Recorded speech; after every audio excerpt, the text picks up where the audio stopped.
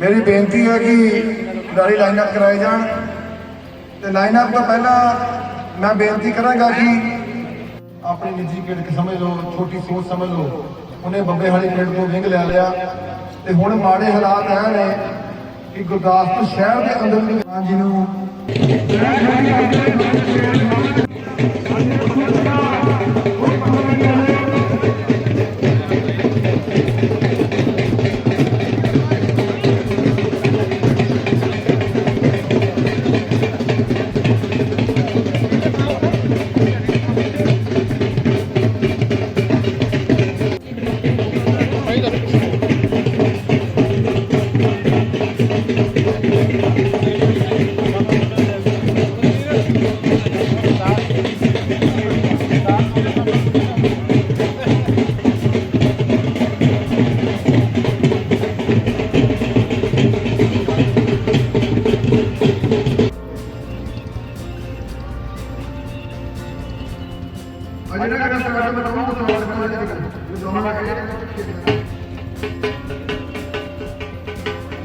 जी बच्चे बाहर कोई बच्चा बाहर चला जाओ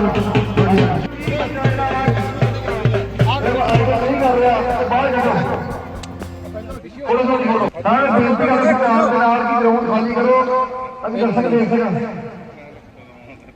इधर आ जाए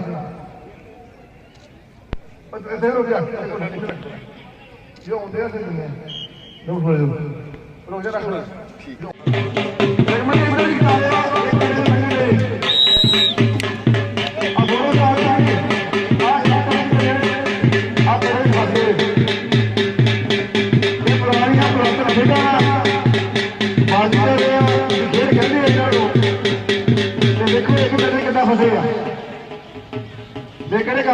दसो वाह वाह लागो बिल्कुल नेड़े पुरातन खेल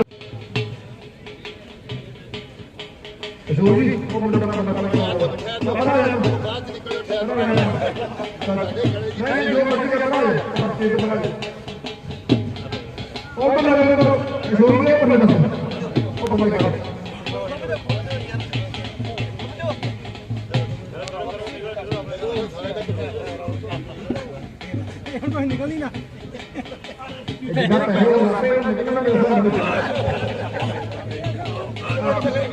शुरू कर लगे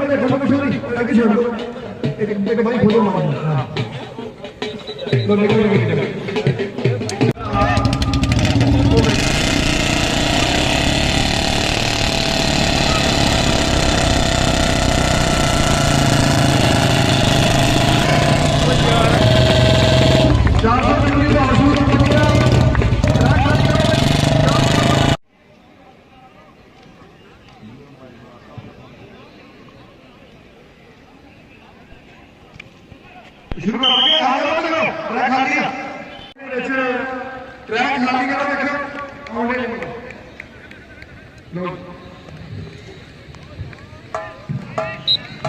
कोई ट्रैक खाली में आ रहेगा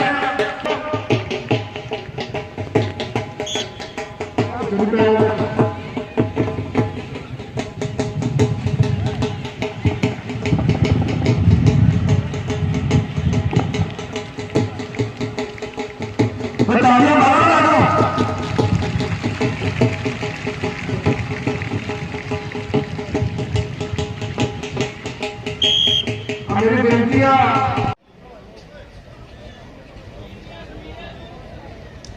जी आज लड़की की गलती हुई है और तो ड्रॉपर खाली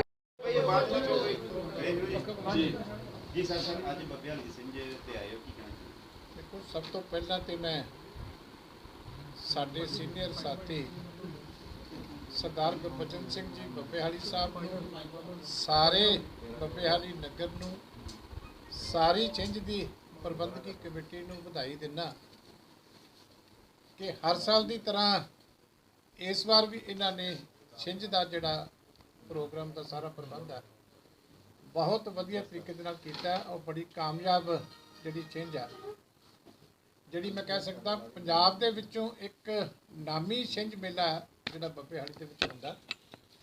इस करके पिछे कोविड करके ਗੈਪ ਪੈ ਗਿਆ ਸੀ, ਪਰ ਬੱਬੇ ਹਾਲੀ ਸਾਹਿਬ ਤੇ ਸਾਥੀਆਂ ਨੇ ਹਿੰਮਤ ਕਰਕੇ ਫਿਰ ਅੱਜ ਜਿਹੜਾ ਛਿੰਝ ਮੇਲੇ ਦਾ ਪ੍ਰੋਗਰਾਮ ਦਾ ਆਯੋਜਨ ਕੀਤਾ। ਇਹਨਾਂ ਸਾਰਿਆਂ ਨੂੰ ਤਹਿ ਦਿਲੋਂ ਤੋਂ ਮੈਂ ਵਧਾਈ ਦਿੰਦਾ, ਕਿਉਂਕਿ ਇਹ ਜਿਹੜੀਆਂ ਚੀਜ਼ਾਂ ਨੇ ਇਹ ਸਾਡੇ ਬੱਚਿਆਂ ਦਾ ਹੌਸਲਾ ਵਧਾਉਣ ਵਾਸਤੇ, ਉਹਨਾਂ ਨੂੰ ਚੰਗੇ ਪਾਸੇ ਲਾਉਣ ਵਾਸਤੇ, ਖੇਡਾਂ ਦੇ ਵਿੱਚ ਉਤਸ਼ਾਹਿਤ ਕਰਨ ਵਾਸਤੇ ਜਿਹੜਾ ਬਹੁਤ ਜ਼ਰੂਰੀ ਹੈ। ਇਸ ਕਰਕੇ ਪਹਿਲਾਂ ਵੀ ਬਹੁਤ ਅੱਛਾ ਪ੍ਰਬੰਧ ਕਰਕੇ ਇਸ ਨਗਰ ਦੇ ਵਿੱਚ ਵੀ, ਇਲਾਕੇ ਦੇ ਵਿੱਚ ਵੀ ਇਹਨਾਂ ਨੇ ਸਪੋਰਟਸ ਐਕਟੀਵਿਟੀਜ਼ ਨੂੰ ਐਨਕਰੇਜ ਕੀਤਾ ਔਰ ਅੱਜ ਵੀ ਆਪਣਾ ਖੇਡਾਂ ਪ੍ਰਤੀ ਉਹੀ ਪਿਆਰ ਦਿਖਾਉਂਦੇ ਹੋਏ ਫਿਰ ਇਹਨਾਂ ਨੇ ਛਿੰਝ ਮੇਲੇ ਦਾ ਆਯੋਜਨ ਕੀਤਾ। ਇਹਨਾਂ ਨੂੰ ਬਹੁਤ ਬਹੁਤ ਵਧਾਈ। ਚੀਮਾ ਸਾਹਿਬ ਈਡੀ ਤੇ ਵਿਜੀਲੈਂਸ ਦੀ ਜਿਹੜੀਆਂ ਰੇਡਾਂ ਹੋਣੀਆਂ, ਛਾਪੇਮਾਰੀਆਂ ਹੋਣੀਆਂ, ਮਿਨਿਸਟਰਾਂ ਨੂੰ ਅੰਦਰ ਕੀਤਾ ਜਾ ਰਿਹਾ, ਉਹਨਾਂ ਦੇ ਆਰੋਪ ਲੱਗ ਰਿਹਾ, ਕਿਸ ਤਰੀਕੇ ਨਾਲ ਦੇਖਦੇ ਹੋ ਇਹਨਾਂ ਚੀਜ਼ਾਂ? ਦੇਖੋ, ਗੱਲ ਇਹ ਹੈ ਕਿ ਪਹਿਲੀ ਤਾਂ ਗੱਲ ਹੈ ਕਿ ਕਰਪਸ਼ਨ ਦੇ ਖਿਲਾਫ ਅਗਰ ਸਰਕਾਰ, ਚਾਹੇ ਕੋਈ ਕੇਂਦਰ ਸਰਕਾਰ ਐਕਸ਼ਨ ਕਰਦੀ ਹੈ, ਚਾਹੇ ਸੂਬੇ ਦੀ ਸਰਕਾਰ ਕਰਦੀ ਹੈ, ਵਾਕਿਆ ਹੀ ਕਿਸੇ ਨੇ ਕਰਪਸ਼ਨ ਕੀਤੀ ਹੈ, ਅਸੀਂ ਹੋਲ ਹਾਰਟਡਲੀ ਸਪੋਰਟ ਕਰਦੇ ਹਾਂ ਕਿ ਉਸ ਬੰਦੇ ਤੇ ਐਕਸ਼ਨ ਹੋਣਾ ਚਾਹੀਦਾ ਹੈ। ਕਰਪਸ਼ਨ ਨੂੰ ਮਾਫ ਨਹੀਂ ਕੀਤਾ ਜਾਣਾ ਚਾਹੀਦਾ। ਇਸ ਕਰਕੇ ਜਿਹੜਾ ਸਹੀ ਕੰਮ ਕਿਤੇ ਹੁੰਦਾ ਤੇ ਉਹਦਾ ਅਸੀਂ ਹਮੇਸ਼ਾ ਹੀ ਸਵਾਗਤ ਕਰਦੇ। ਇਹ ਸਹੀ ਹੋ ਰਿਹਾ ਕਿ ਗਲਤ ਜੀ? ਪਰ ਨਾਲ ਦੀ ਨਾਲ ਇਹ ਵੀ ਹੈ ਕਿ ਇਸ ਆੜ ਦੇ ਵਿੱਚ ਕਿਤੇ ਵੀ ਪੋਲੀਟੀਕਲ ਮਿਸਯੂਜ਼ ਕਿਸੇ ਵੀ ਏਜੰਸੀ ਦਾ ਨਹੀਂ ਹੋਣਾ ਚਾਹੀਦਾ। ਜੇ ਪੋਲੀਟੀਕਲ ਮਿਸਯੂਜ਼ ਹੁੰਦਾ ਤਾਂ ਉਹਦਾ ਮੈਂ ਸਮਝਦਾ ਕਿ ਉਹਨੂੰ ਸਾਰਿਆਂ ਨੂੰ ਰਲ ਕੇ ਕੰਡੈਮ ਵੀ ਕਰਨਾ ਚਾਹੀਦਾ। ਉਹਦੇ ਨਾਲ ਕ੍ਰੈਡੀਬਿਲਿਟੀ ਜਿਹੜੀ ਏਜੰਸੀਆਂ ਦੀ ਹੈ ਉਹ ਐਟ ਸਟੇਕ ਹੋ ਜਾਂਦੀ, ਕਿਉਂਕਿ ਏਜੰਸੀਆਂ ਚੰਗਾ ਕੰਮ ਕਰਨ, ਕਰਪਸ਼ਨ ਨੂੰ ਬਾਹਰ ਕੱਢਣ, ਜਿਹੜੇ ਕਰਪਟ ਬੰਦੇ ਆ ਉਹਨਾਂ ਨੂੰ ਸਜ਼ਾਵਾਂ ਦਿਵਾਉਣ, ਇਹ ਤਾਂ ਦੇਸ਼ ਦੀ ਭਲੇ ਦੇ ਵਿੱਚ ਆ। ਪਰ ਇਹਦੇ ਸਹਾਰੇ ਜੇ ਕੋਈ ਰਾਜਨੀਤੀ ਕਰਨ ਦੀ ਕੋਸ਼ਿਸ਼ ਕਰੇ, ਚਾਹੇ ਸੂਬਾ ਸਰਕਾਰ ਹੋਵੇ ਚਾਹੇ ਕੇਂਦਰ ਸਰਕਾਰ ਹੋਵੇ, ਤੇ ਉਹਨੂੰ ਕਦੀ ਵੀ ਅਸੀਂ ਸਪੋਰਟ ਨਹੀਂ ਕਰਾਂਗੇ। ਇਸ ਕਰਕੇ ਹੁਣ ਦਿੱਲੀ ਦੇ ਵਿੱਚ ਜਿਹੜਾ ਕੇਜਰੀਵਾਲ ਦੇ ਖਿਲਾਫ ਔਰ ਮਨੀਸ਼ ਸਿਸੋਦੀਆ ਦੇ ਖਿਲਾਫ ਜਿਹੜੀ ਵੱਡੀ ਇਨਕੁਆਇਰੀ ਸੀਬੀਆਈ ਦੀ ਚੱਲ ਰਹੀ ਹੈ, ਉਹਨੂੰ ਵੀ ਜੇ ਕੋਈ ਕਵੇ ਕਿ ਇਹ ਬਦਲਾਖੋਰੀ ਦੀ ਕਾਰਵਾਈ ਹੈ, ਤੇ ਫਿਰ ਮੈਂ ਸਮਝਦਾ ਕਿ ਇਹ ਜਿਹੜੇ ਉਦੋਂ ਐਡੇ ਵੱਡੇ ਨਾਟਕ ਕਰਦੇ ਸੀ ਕੇਜਰੀਵਾਲ ਕਿ ਅਸੀਂ ਦੇਸ਼ ਦੇ ਵਿੱਚੋਂ ਕਰਪਸ਼ਨ ਖਤਮ ਕਰਨੀ ਹੈ, ਤਾਂ ਫਿਰ ਇਹ ਇਹਨਾਂ ਦਾ ਉਹ ਸਾਰਾ ਢੋਂਗ ਸੀ। ਕਿਉਂਕਿ ਜੋ ਕੁਝ ਦਿੱਲੀ ਦੇ ਵਿੱਚ ਐਕਸਾਈਜ਼ ਪਾਲਿਸੀ ਦੇ ਵਿੱਚ ਹੋਇਆ, ਇਹ ਕਦੀ ਨਹੀਂ ਸੀ ਸੁਣਿਆ ਕਿ ਕਿਸੇ ਸਰਕਾਰ ਦੇ ਵਿੱਚ ਠੇਕੇਦਾਰ ਆਪ ਬਹਿਣਗੇ ਹੋਟਲਾਂ ਦੇ ਵਿੱਚ, ਪਾਰਟੀਆਂ ਦੇ ਲੀਡਰ ਬਹਿਣਗੇ, ਉੱਥੇ ਸੌਦੇ ਹੋਣਗੇ ਕਿ ਸਾਨੂੰ ਇੰਨਾ ਪੈਸਾ ਚਾਹੀਦਾ, ਤੇ ਉਹਦੇ ਸੌਦੇ ਦੇ ਮੁਤਾਬਕ ਫਿਰ ਪਾਲਿਸੀ ਜਿਹੜੀ ਬਣਾ ਕੇ ਠੇਕੇਦਾਰਾਂ ਨੂੰ ਦਿੱਤੀ ਜਾਏਗੀ। ਇਹ ਦਿੱਲੀ ਦੇ ਵਿੱਚ ਹੋਇਆ, ਔਰ ਜੋ ਦਿੱਲੀ ਦੇ ਵਿੱਚ ਹੋਇਆ ਉਹ ਸੇਮ ਉਹਦਾ ਮਾਡਲ ਜਿਹੜਾ ਹੈਗਾ, ਕਿਉਂਕਿ ਇੱਥੇ ਦਿੱਲੀ ਮਾਡਲ ਨੂੰ ਬੜਾ ਪੰਜਾਬ ਦੇ ਵਿੱਚ ਪ੍ਰਚਾਰਿਆ ਜਾਂਦਾ। ਜਿਵੇਂ ਐਜੂਕੇਸ਼ਨ 'ਚ ਕਹਿੰਦੇ ਸੀ ਨਾ ਵੀ ਝੂਠਾ ਅਸੀਂ ਦਿੱਲੀ ਦਾ ਮਾਡਲ ਲਾਗੂ ਕਰਨਾ, ਇੱਥੇ ਸ਼ਰਾਬ ਦੇ ਵਿੱਚ ਦਿੱਲੀ ਦਾ ਮਾਡਲ ਇਹਨਾਂ ਨੇ ਜਿਹੜਾ ਉਹ ਲਾਗੂ ਕਰਨਾ।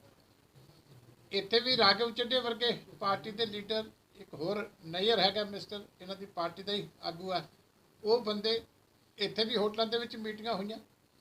ਇੱਥੇ ਵੀ 5% ਤੋਂ ਪ੍ਰੋਫਿਟ ਵਧਾ ਕੇ 10% ਕੀਤਾ ਗਿਆ, ਜਿਹੜਾ ਕਿ ਜਦੋਂ ਤੁਸੀਂ ਇਕੱਠਾ ਕਰਦੇ ਹੋ ਤੇ 500 ਕਰੋੜ ਤੋਂ ਵੱਧ ਦਾ ਫਾਇਦਾ ਜਿਹੜਾ ਉਹਨਾਂ ਨੂੰ ਦੇਣ ਦੀ ਜਿਹੜੀ ਠੇਕੇਦਾਰਾਂ ਨੂੰ ਕੋਸ਼ਿਸ਼ ਕੀਤੀ ਗਈ। ਔਰ ਜਿਨ੍ਹਾਂ ਵਾਸਤੇ ਪਾਲਿਸੀ ਬਣਾਉਣੀ ਸੀ ਉਹ ਇੱਥੇ ਵੀ ਚੰਡੀਗੜ੍ਹ ਦੇ ਹੋਟਲਾਂ 'ਚ ਵੀ ਆ ਕੇ ਬੈਠਦੇ ਰਹੇ। ਅੱਜ ਸਾਡੇ ਪ੍ਰਧਾਨ ਸਾਹਿਬ ਤੇ ਸਾਡਾ ਡੈਲੀਗੇਸ਼ਨ ਗਵਰਨਰ ਸਾਹਿਬ ਨੂੰ ਲਿਖਤੀ ਸ਼ਿਕਾਇਤ ਦੇ ਕੇ ਆਇਆ ਕਿ ਅਸੀਂ ਸੀਬੀਆਈ ਦੀ ਤੇ ਈਡੀ ਦੀ ਇਨਕੁਆਇਰੀ ਪੰਜਾਬ ਦੀ ਜਿਹੜੀ ਇੱਥੇ ਐਕਸਾਈਜ਼ ਪਾਲਿਸੀ ਹੈ ਇਹਦੇ ਵਿੱਚ ਵੀ ਹੋਣੀ ਚਾਹੀਦੀ ਹੈ, ਤਾਂ ਜੋ ਸਾਰਾ ਦੁੱਧ ਦਾ ਦੁੱਧ ਤੇ ਪਾਣੀ ਦਾ ਪਾਣੀ ਜਿਹੜਾ ਉਹ ਸਾਹਮਣੇ ਆਏ ਤੇ ਲੋਕਾਂ ਨੂੰ ਪਤਾ ਲੱਗੇ ਕਿ ਇਹ ਜਿਹੜੇ ਕੱਟੜ ਇਮਾਨਦਾਰ ਦਾ ਨਵਾਂ ਇਹਨਾਂ ਨੇ ਟੈਗ ਆਪਣੇ ਨਾਂ ਨਾਲ ਜੋੜਿਆ, ਇਹਦੇ ਵਿੱਚ ਇਹਨਾਂ ਦੇ ਕਿੰਨੀ ਵੱਡੀ ਕਰਪਸ਼ਨ ਇਹਨਾਂ ਨੇ ਇਕੱਲੀ ਇਸ ਐਕਸਾਈਜ਼ ਪਾਲਿਸੀ ਦੇ ਵਿੱਚ ਕੀਤੀ। ਪੰਜਾਬ ਦੇ ਡਾਕਟਰ ਤੇ ਪੂਰੇ ਹੋ ਨਹੀਂ ਰਹੇ ਹਸਪਤਾਲਾਂ ਦੇ ਵਿੱਚ, ਮੁਹੱਲਾ ਕਲੀਨਿਕ ਖੋਲੇ ਜਾ ਰਹੇ ਆ, ਉਹਨਾਂ ਨੂੰ ਕਿੱਦਾਂ ਦੇਖਦੇ ਹੋ? ਦੇਖੋ, ਮੁਹੱਲਾ ਕਲੀਨਿਕ ਦਾ ਮਾਡਲ ਜਿਹੜਾ ਹੈਗਾ ਉਹ ਫੇਲ ਮਾਡਲ ਹੈ। ਇਹ ਜਿਹੜੇ ਬਣਾਏ ਗਏ ਸੀ ਸੇਵਾ ਕੇਂਦਰ, ਇਹਦੀ ਜਿਹੜੀ ਚੋਣ ਕੀਤੀ ਗਈ ਸੀ ਉਸ ਵੇਲੇ ਸਾਡੇ ਨੁਮਾਇੰਦਿਆਂ ਵੱਲੋਂ, ਸਥਾਨਕ ਪ੍ਰਸ਼ਾਸਨ ਵੱਲੋਂ, ਇਹ ਵੱਡੇ ਪਿੰਡ ਚੁਣ ਕੇ ਤੇ ਉੱਥੇ ਲੋਕਾਂ ਨੂੰ 100 ਤੋਂ ਵੱਧ ਸਹੂਲਤਾਂ ਦੇਣ ਵਾਸਤੇ ਇਹ ਸੇਵਾ ਕੇਂਦਰ ਬਣਾਏ ਗਏ ਸੀ। ਇੱਕ ਛੋਟੀ ਜਿਹੀ ਇਮਾਰਤ ਜਿਹਦੇ 'ਚ ਹਰ ਤਰ੍ਹਾਂ ਦਾ ਕੰਪਿਊਟਰ ਦਾ ਬਾਕੀ ਸਾਰਾ ਪ੍ਰਬੰਧ ਸਟਾਫ ਦਾ ਕੀਤਾ ਗਿਆ ਸੀ, ਜਿੱਥੇ ਖਿੜਕੀ ਦੇ ਵਿੱਚੋਂ ਆ ਕੇ ਡਾਕੂਮੈਂਟ ਪਿੰਡ ਦਾ ਬੰਦਾ ਫੜਾ ਕੇ ਜਾਂਦਾ ਸੀ ਤੇ ਆਪਣਾ ਉਹਦਾ ਡਾਕੂਮੈਂਟ ਬਣ ਕੇ ਤੇ ਉਹਨੂੰ ਉੱਥੇ ਮਿਲ ਜਾਂਦਾ ਸੀ। ਇਹ ਤਕਰੀਬਨ ਉਹਨਾਂ ਵੱਡੇ ਪਿੰਡਾਂ 'ਚ ਬਣੇ ਆ ਜਿੱਥੇ ਪਹਿਲੇ ਹੈਲਥ ਸੈਂਟਰ ਹੈਗੇ। ਸ਼ਹਿਰਾਂ ਦੇ ਵਿੱਚ ਬਣੇ ਆ ਜਿੱਥੇ ਆਲਰੇਡੀ ਸਿਵਲ ਹਸਪਤਾਲ ਹੈਗੇ। ਇਸ ਕਰਕੇ ਇਹਨਾਂ ਦੀ ਚੋਣ ਜਿਹੜੇ ਸੈਂਟਰ ਬਣਾਉਣ ਦੀ ਕੀਤੀ ਗਈ ਸੀ ਉਹ ਹੋਰ ਮਨੋਰਥ ਨਾਲ ਕੀਤੀ ਗਈ ਸੀ। ਔਰ ਉਹਨਾਂ ਥਾਵਾਂ ਦੇ ਉੱਤੇ ਜੇ ਹੁਣ ਪਹਿਲਾਂ ਹੀ ਹੈਲਥ ਸੈਂਟਰ ਬਣਿਆ, ਜੇ ਉੱਥੇ ਸਿਵਲ ਹਸਪਤਾਲ ਗੁਰਦਾਸਪੁਰ ਦਾ ਫਰਜ਼ ਕਰ ਲਓ, ਇੱਥੇ ਸਿਵਲ ਹਸਪਤਾਲ ਪਹਿਲਾਂ ਚੱਲਦਾ, ਉੱਥੇ ਤੁਸੀਂ ਛੋਟਾ ਜਿਹਾ ਇੱਕ ਸੈਂਟਰ ਬਣਾ ਕੇ ਤੇ ਉੱਥੋਂ ਹੀ ਸਿਵਲ ਹਸਪਤਾਲ ਚੋਂ ਕੱਢ ਕੇ 4 ਬੰਦੇ ਇੱਥੇ ਬਿਠਾ ਦਿਓਗੇ ਤੇ ਉੱਥੇ ਵਾਲੇ ਮਰੀਜ਼ਾਂ ਦਾ ਵੀ ਨੁਕਸਾਨ ਹੋਇਆ ਤੇ ਇੱਥੇ ਵਾਲਿਆਂ ਨੇ ਕੋਈ ਸਵਾਰ ਨਹੀਂ ਸਕਣਾ ਕਿਉਂਕਿ ਜਗ੍ਹਾ ਬਹੁਤ ਛੋਟੀ ਹੈ। ਇਸ ਕਰਕੇ ਇਹ ਤਾਂ ਅੱਖਾਂ 'ਚ ਘੱਟਾ ਪਾਉਣ ਦੀ ਕੋਸ਼ਿਸ਼ ਹੈ ਔਰ ਕਰਪਸ਼ਨ ਦਾ ਬਹੁਤ ਵੱਡਾ ਜ਼ਰੀਆ ਕਿ ਸਾਰੀਆਂ ਬਿਲਡਿੰਗਾਂ ਨਵੀਆਂ ਬਣਾਈਆਂ ਸੀ, ਤੁਹਾਡੇ ਸਾਹਮਣੇ ਆ, ਉਹਨਾਂ 'ਚ ਏਸੀ ਵੀ ਲਾਏ ਸੀ, ਉਹਨਾਂ 'ਚ ਫਰਨੀਚਰ ਵੀ ਦਿੱਤਾ ਸੀ, ਕੰਪਿਊਟਰ ਵੀ ਦਿੱਤੇ ਸੀ ਤੇ 20 ਲੱਖ ਰੁਪਈਆ ਇੱਕ ਦਾ ਦੇ ਕੇ 75 ਖੋਲ ਰਿਹਾ। 15 ਕਰੋੜ ਰੁਪਈਆ ਇਹਨਾਂ ਦੇ ਰੰਗ ਰੋਗਨ ਤੇ ਲੱਗ ਗਿਆ। ਹੁਣ ਉਹ ਭਗਵੰਤ ਮਾਨ ਜੀ ਦੀ ਜਿਹੜੀ ਫੋਟੋ ਲੱਗੀ ਸਾਨੂੰ ਤਾਂ ਬਹੁਤ ਮਹਿੰਗੀ ਪਈ ਪੰਜਾਬ ਨੂੰ।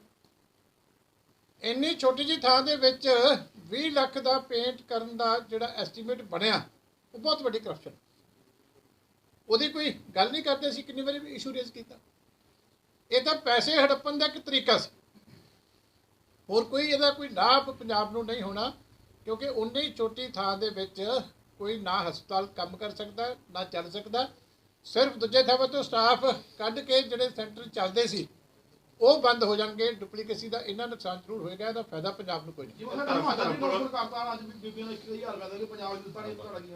ਦੇਖੋ ਇਹ ਠੱਗੀ ਦਾ ਟੋਲਾ ਚੱਲਦਾ ਪਿਆ, ਇਸ ਕਰਕੇ ਇਹਨਾਂ ਨੂੰ ਲੱਗਦਾ ਕਿ ਹੁਣ ਇਦਾਂ ਹੀ ਅਸੀਂ ਇੱਕ ਸਟੇਟ ਕਰਕੇ ਠੱਗੀ ਚੱਲਾਂਗੇ, ਨਹੀਂ ਕੰਮ ਚੱਲਦਾ। ਸੁਖਬੀਰ ਬਾਦਲ ਨੂੰ ਜਿਹੜੀ ਸਮਨਿੰਗ ਹੋਈ ਉਹਦੇ ਬਾਰੇ ਕਹਿਣਾ ਚਾਹੋਗੇ? ਦੇਖੋ ਸਾਨੂੰ ਕਦੀ ਵੀ ਇਸ ਗੱਲ ਦੇ ਉੱਤੇ ਅਸੀਂ ਇਤਰਾਜ਼ ਨਹੀਂ ਕੀਤਾ। ਕਿਸੇ ਵੀ ਏਜੰਸੀ ਨੂੰ ਸਾਡੇ ਸਹਿਯੋਗ ਦੀ ਲੋੜ ਹੋਵੇ ਤੇ ਜਿਹਨੂੰ ਵੀ ਕਿਸੇ ਨੂੰ ਸੰਮਣ ਆਏ ਆ, ਪਹਿਲਾਂ ਵੀ ਵੱਡੇ ਬਾਲ ਸਾਹਿਬ ਨੂੰ ਵੀ ਆਏ ਤੇ ਉਹਨਾਂ ਨੇ ਵੀ ਸਹਿਯੋਗ ਕੀਤਾ। ਇਸੇ ਹੀ ਸਿੱਟ ਕੋਲੇ ਸਰਦਾਰ ਸੁਖਬੀਰ ਸਿੰਘ ਬਾਦਲ ਪਹਿਲਾਂ ਵੀ ਜਾ ਕੇ ਆਏ, ਕੋਈ ਨਵੀਂ ਗੱਲ ਨਹੀਂ ਹੈ। ਫਿਰ ਸੱਦਿਆ ਸੀ, ਫਿਰ 14 ਤਰੀਕ ਨੂੰ ਜਾਣਾ। ਹੁਣ ਜਿਹੜੀ ਬਾਈਬਲ ਕਰਾਂ ਵਾਲੀ ਸਿੱਟ ਤੇ ਵੀ ਆ ਗਿਆ, ਉੱਥੇ ਵੀ ਜਾਵੇ, ਕੋਈ ਗੱਲ। ਪਰ ਇਹ ਜਿਹੜੀ ਹੈ ਸਰਕਾਰ ਨੂੰ ਇਹਨਾਂ ਗੱਲਾਂ ਦੇ ਉੱਤੇ ਹੁਣ ਰਾਜਨੀਤੀ ਦਾ ਸਿਖਰ ਹੋ ਚੁੱਕਿਆ। ਧਰਮ ਪਰਿਵਰਤਨ ਵਾਲੀ ਕਨਸਪੀਰੇਸੀ ਚੱਲ ਰਹੀ ਹੈ ਜੀ, ਕਈ ਜਿਹੜੇ ਲਾਅ ਐਂਡ ਆਰਡਰ ਦੀ ਸਥਿਤੀ ਬਣ ਗਈ ਹੈ। ਕੱਲ ਇੱਥੇ ਦੇਖੋ ਜਿਹੜਾ ਧਰਮ ਪਰਿਵਰਤਨ ਦਾ ਜਿਹੜਾ ਇਸ਼ੂ ਉੱਠ ਰਿਹਾ, ਇਹਦੇ ਤੇ ਸਾਰੀਆਂ ਧਿਰਾਂ ਨੂੰ ਸਾਨੂੰ ਬੜੇ ਸੰਜਮ ਦੇ ਨਾਲ ਤੇ ਸਿਆਣਪ ਦੇ ਨਾਲ ਜਿਹੜਾ ਇਹ ਸਮਝਣਾ ਚਾਹੀਦਾ ਹੈ ਕਿ ਕਿਤੇ ਕੋਈ ਤਾਕਤ ਜਿਹੜੀ ਹੈ ਸਾਨੂੰ ਪਿੱਛੇ ਲੜਾਉਣ ਦੀ ਕੋਸ਼ਿਸ਼ ਤਾਂ ਨਹੀਂ ਕਰ ਰਹੀ, ਕਿਉਂਕਿ ਜਬਰੀ ਧਰਮ ਪਰਿਵਰਤਨ ਦੇ ਹਮੇਸ਼ਾ ਸਿੱਖ ਧਰਮ ਖਿਲਾਫ ਰਿਹਾ। ਗੁਰੂ ਤੇਗ ਬਹਾਦਰ ਸਾਹਿਬ ਨੇ ਤੇ ਆਪਣੀ ਕੁਰਬਾਨੀ ਜਿਹੜੀ ਦਿੱਤੀ ਸੀ ਉਹ ਉਸ ਵੇਲੇ ਜਿਹੜਾ ਜ਼ਬਰਦਸਤੀ ਲੋਕਾਂ ਦਾ ਧਰਮ ਤਬਦੀਲ ਕੀਤਾ ਗਿਆ ਸੀ ਉਹਦੇ ਖਿਲਾਫ ਦਿੱਤਾ ਸੀ। ਕਾਰਨ ਹੀ ਐਡਾ ਵੱਡਾ ਕੋਈ ਇਤਿਹਾਸ ਹੋਰ ਕਿਤੇ ਹੈ ਨਹੀਂ। ਪਰ ਜਬਰੀ ਧਰਮ ਪਰਿਵਰਤਨ ਵਾਲੀ ਗੱਲ ਨਹੀਂ ਹੋਣੀ ਚਾਹੀਦੀ। ਪਰ ਇਸ ਮੁੱਦੇ ਨੂੰ ਕੋਈ ਰਾਜਨੀਤਿਕ ਰੰਗਤ ਦੇ ਕੇ ਤੇ ਜਿਹੜਾ ਭਾਈਚਾਰੇ ਨੂੰ ਆਪੋ 'ਚ ਲੜਾਉਣ ਦੀ ਵੀ ਕੋਸ਼ਿਸ਼ ਨਾ ਕਰੇ। ਉਹਨਾਂ ਚਾਲਾਂ ਤੋਂ ਵੀ ਸਾਨੂੰ ਜਿਹੜਾ ਬਹੁਤ ਸੁਚੇਤ ਰਹਿਣ ਦੀ ਲੋੜ।